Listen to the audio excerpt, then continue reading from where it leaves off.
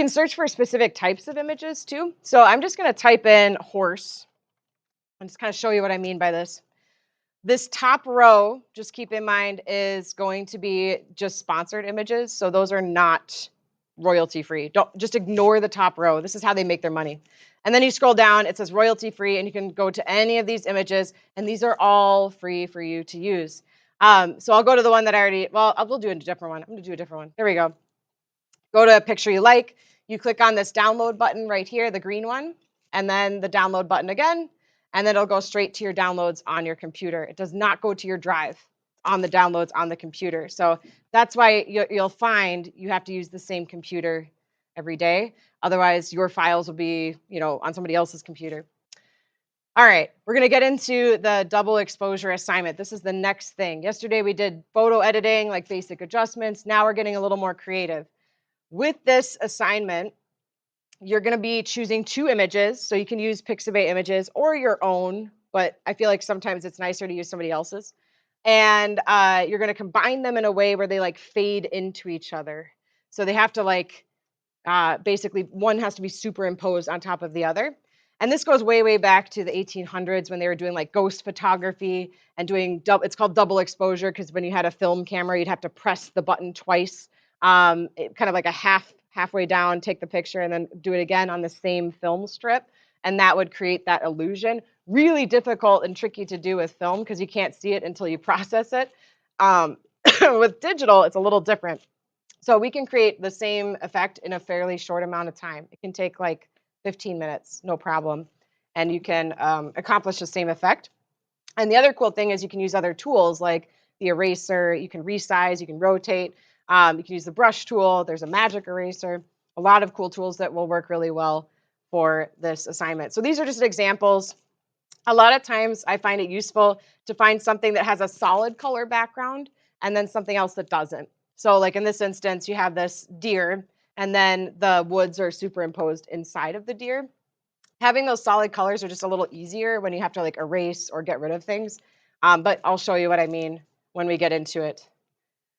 So it does say use free transform to rotate and resize as needed. I'll show you how to do that.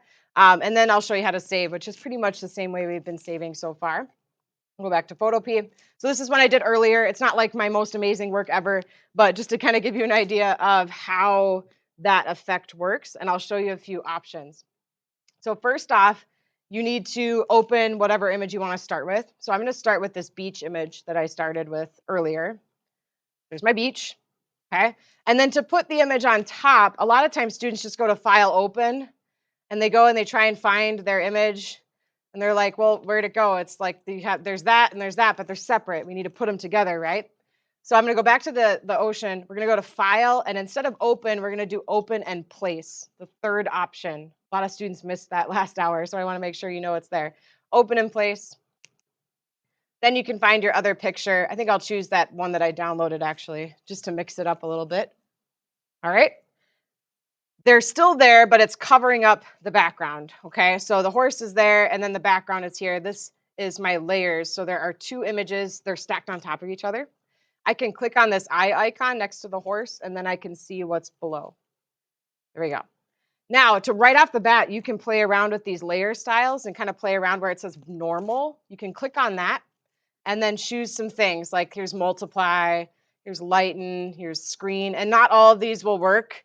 Sometimes some work better than others, but it's kind of a quick way to get an idea of what you might want to go for your overlays. I'm going to just do multiply because I think that worked fairly well. But I know I want to erase my background. I want to get rid of like the grass in the background of the horse. So I'm going to turn this off. We'll go back to normal here. I'm going to get rid of the background by doing magic eraser, and that's underneath the eraser tool. So if you right click on the eraser tool, you have to right click with the mouse and click magic eraser. If I click on this outside edge, which I have to rasterize it first, it's right click and rasterize, I can get rid of stuff. Now, this erased too much, right? I'm looking at it like, whoa, it erased the horse's face. So I'm going to go back. I'm going to do Control Z to go back. Let's go down. I'm going to lower the tolerance to 30. Let's see if that's low enough. Okay, that's better. There's a few patches, but I can touch that up with the regular eraser. So that magic eraser is really good for just erasing, things that are all a similar color, a large part of the image. So you don't have to sit there going back and forth with the eraser. It's just a time saver. So I'll go back to my regular eraser, and the default is usually 15 pixels. So if you want to make it bigger, the controls are right up here, just like with the healing brush, except for using the eraser. And there I can go in and really touch up and get rid of anything I want to get rid of. So you can see how if you have a very busy background, this is really challenging to do. So it's easier if you have a solid color background. And that's pretty close. Like the mane isn't perfect. Hair is kind of tricky to do perfectly. That's okay. Photoshop actually has a couple cool things you can do where it'll help you remove the background too. It's a couple AI capabilities. So once we get into Photoshop, I'll show you those too. But it's just nice to know how to do the basics. Okay, so I cut this out. This still is not double exposure because the horse is not fading into the background. So I'll go back to some of these and see what works best. That's kind of cool. You still want to be able to tell what they are. So you should be able to tell what you're looking at. If it's a little too, actually, that's kind of cool. I kind of like that. If it's not visible enough, then it's going to be really confusing. I'm going to be like, I don't know what I'm looking at. To resize, we're going to do Control Alt T, or you can do Edit Free Transform. It's going to give you little boxes around the outside edge, and then you can, move things around. I can rotate if I want to rotate. I'm going to make it big again, but that's how you can resize something. You just want to make sure you're on the right layer, because if I'm on the background layer and I do that, Control Alt T, then it's going to try and resize my background. So you just want to make sure you're on the right layer. That's a common problem that students run into. Another thing you can play around with is just opacity. So right over here on that layer, we can lower the opacity down even more. Like let's say you want to make it more transparent. You can do that. Just be careful not to make it too transparent. Because again, if you go all the way down to be like, what am I looking at? I don't know what I'm looking at. It should still be visible enough that you can tell what it is. Yeah, I kind of like that. Now from here, if you want to really refine it and really challenge yourself, you could just isolate that one layer like this one here, and get rid of all the background. So kind of like in that example, well, a couple of these examples, like this one here, where it just got rid of pretty much everything. It just has a white background. There's another one up here too, I think. This one too, so just the white outside edge. So if I wanted to go a step further, I could erase away a lot more of this. So I could actually erase the background like so. Right now it's just checkerboard. Does anyone know what the checkerboard means? Yeah, you got it. Transparency. I always get students who panic. They're like, there's this weird checkerboard. I'm like, don't worry. It's just imagine there's nothing there. Imagine it's like a sheet of glass. If I saved this, there would be nothing there. Now, I could really spend a lot of time cutting this out. I'm not going to waste all your time because I want to give you time to work. But you can see how I'm getting rid of that background and really refining it, making it look really nice. Sort of. There we go. And there's a little bit of the horse there. Actually, you know what? I don't want to erase that. Just this part. There we go.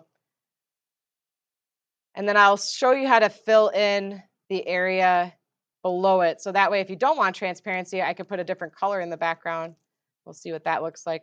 Maybe just white or black or something.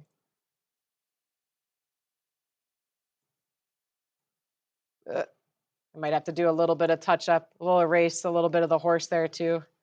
There we go. And erase a little more background, just kind of a lot back and forth. And I think I'm going to lower the hardness of the brush just to make it a little softer when I erase it. You'll see what I mean. It's going to make it nice and fuzzy. There we go. Kind of what I'm going for. And then we'll do this one. Cool. Okay. So that's pretty good. I'm happy with that. Now I'm going to add a background. And to add a new layer, you're just going to go down here. There's this little page button on Photoshop. I think it's like a little plus sign. You click new layer. I'm going to make sure that layer is below everything. And we're going to use the fill bucket. And the fill bucket is usually hiding under the gradient tool just to be a pain in the butt. So if you right click on the gradient tool and go to the paint bucket, right now I have purple selected. So I'll just click here, enter purple. Ooh, beautiful. Probably not my first choice of color. Maybe I'll just go to black. Let's see what black looks like. It's a little better. Ugh, maybe not. Let's do white. It's just because I cut out that horse really roughly. Yeah, you know what? White, I think is good. When you're happy with it, you're going to go to File, Export As, and then JPG, just like you did with the basic photo editing we did yesterday. You can give it a name, call it double exposure or something like that, and then click Save, and then you're going to upload that to the Google Classroom assignment. Are there any burning questions right away about this assignment? Hope I didn't lull any of you to sleep.